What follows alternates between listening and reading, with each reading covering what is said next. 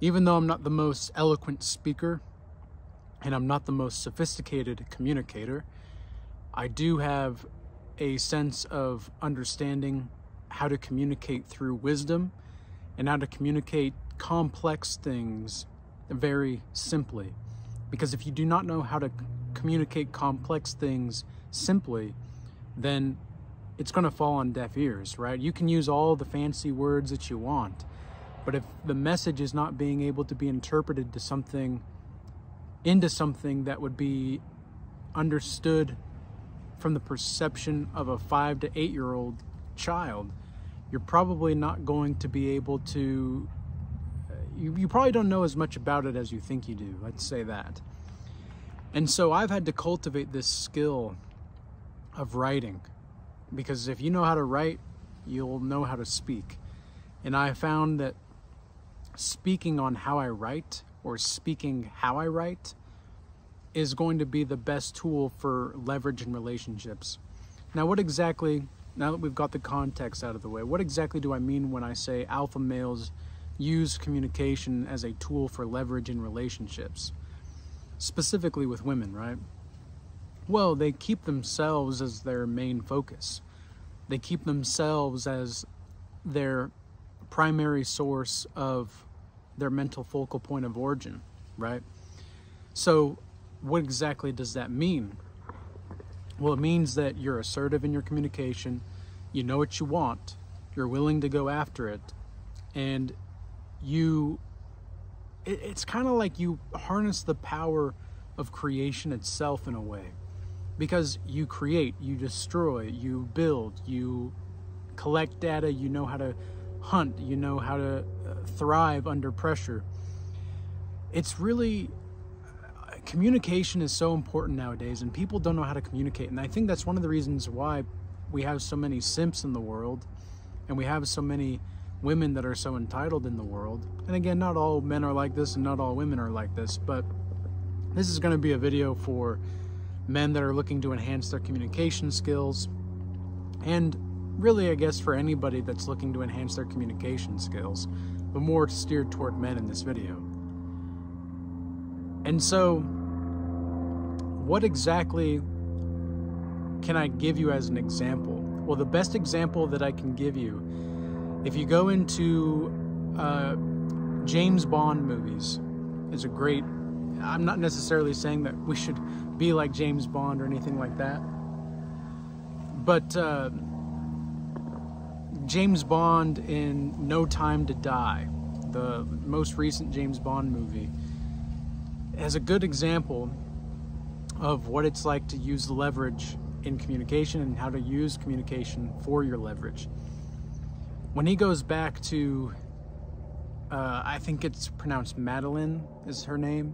When he goes back to Madeline's place, he's there because he has to pick up some files or something, or learn some kind of whatever about the task at hand.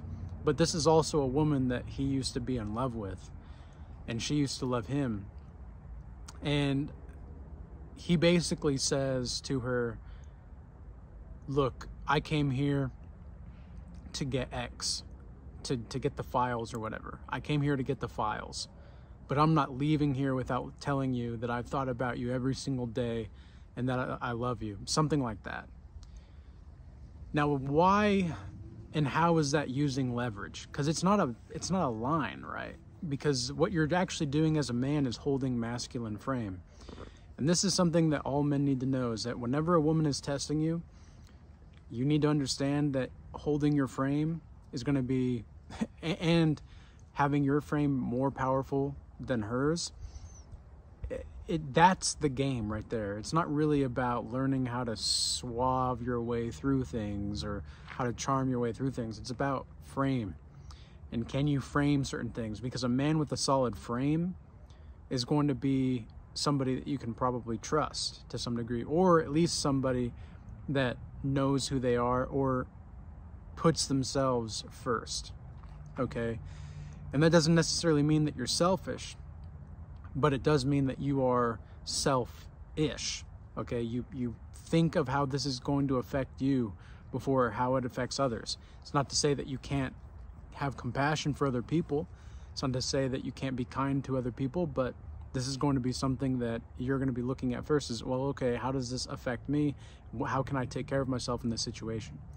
So he says to her, I came here for the files, but I'm not leaving here without letting you know. He is holding the leverage in the relationship. He's assertively saying, look, this is what I'm here to do, but I'm going to let you know that this is what's on my mind, and I'm going to just say it. Because when a man is feeling a woman, he's not ashamed of it, okay? He's going to express that, but he's still going to be doing what he needs to do. He's still going to have his focus be on what's around him and how to improve his legacy and what he's building, okay? Because I don't necessarily, and again, before we go any further, I probably should have made this disclaimer at the beginning of the video, but I don't like the term alpha or beta. I don't like these terms, but they are the most practical terms that we can use, and I think as far as our biology is concerned, it's probably the most accurate. So just keep that in mind. There are alphas and there are betas. I don't necessarily think that there are like sigmas or anything like that. I used to think that, but I think an alpha doesn't necessarily have to be an alpha doesn't necessarily have to be all this extroverted whatever. I think the term sigma male was made up to help to help men that are lonely, that are striving in their own way and doing their own thing, just kind of feel better about not being labeled an alpha, when in reality I think those kinds of people would be labeled alphas. I don't necessarily think there's anything else other than alphas and betas, but that's beside the point, okay? But what does James Bond do here, as the example goes? He is going his own way, and he is moving in his own way that he wants. He's letting her know what he's interested in and what he's thinking, but he's not gonna be pushy about it. And he's framing it as though she's in his world, he's not in her world, right?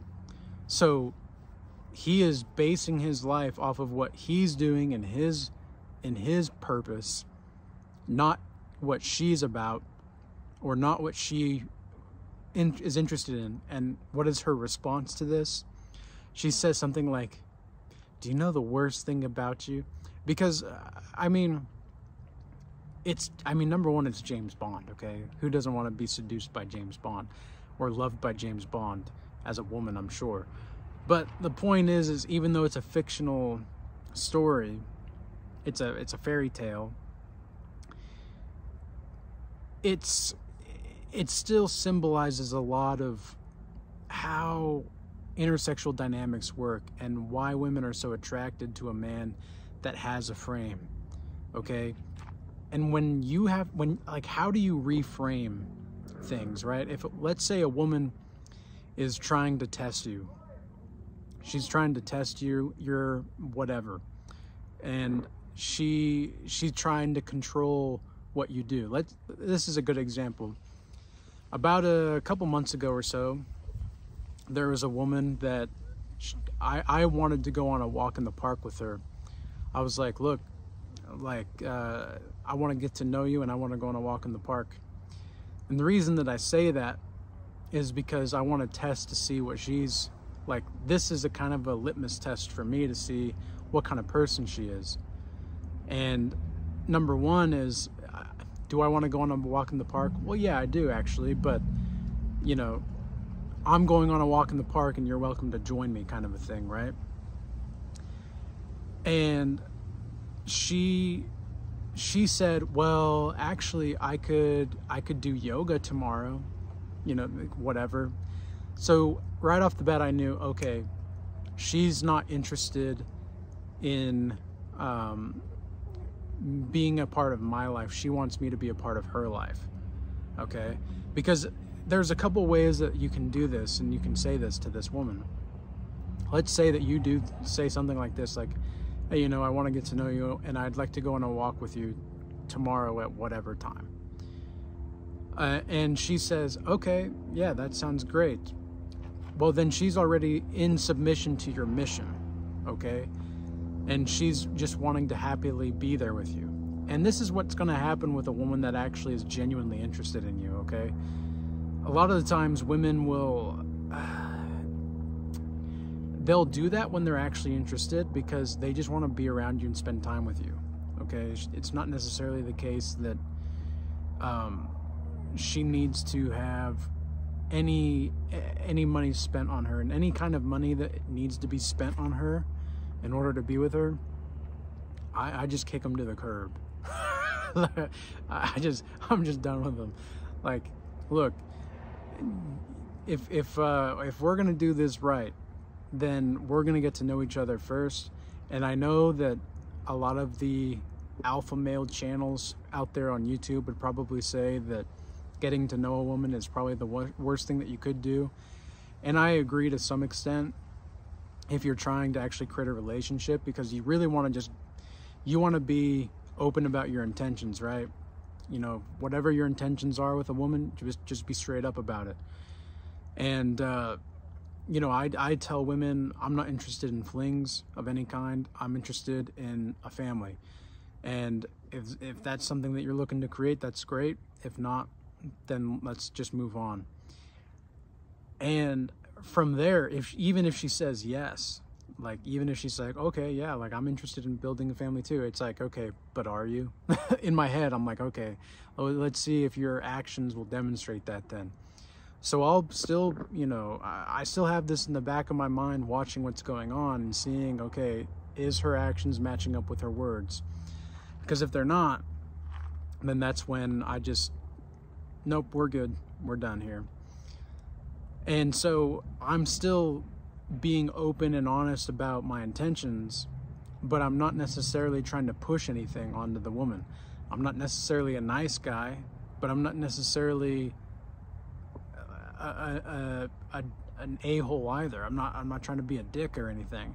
So that's just something that I do, and you can either adopt that or not. And again, I understand some people in the manosphere might not agree with it, but I'm trying to create a family. I'm not trying to just sleep with women. And that's the difference between me and them most of the time, is, you know, they say sleep with as many women as possible. Or this is my favorite one. Oh yeah, you have to sleep with 50 women before even thinking about being with them long term. It's like, really? Like, I mean, the logic there's logic there, but there's not reason, right? And I talked about this with somebody in my consultation recently, and I've talked with multiple people in consultations throughout the last couple months about this. And there's a difference between reason and rationality, right? And this is something that somebody brought up in a consultation as well, like a month or two ago.